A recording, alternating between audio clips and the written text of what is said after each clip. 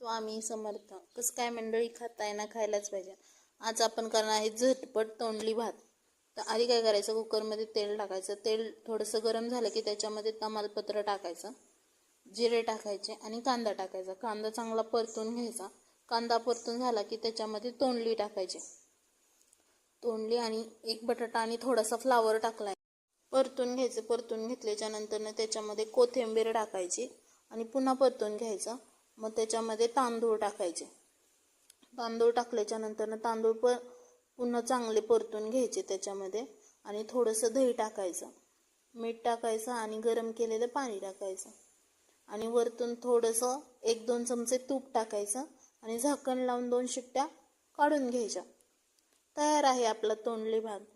Recipe नक्की try करा आणि रेसिपी आवडली असेल तर आपल्या चॅनलला लाईक, शेअर आणि सबस्क्राईब करा. थँक्यू.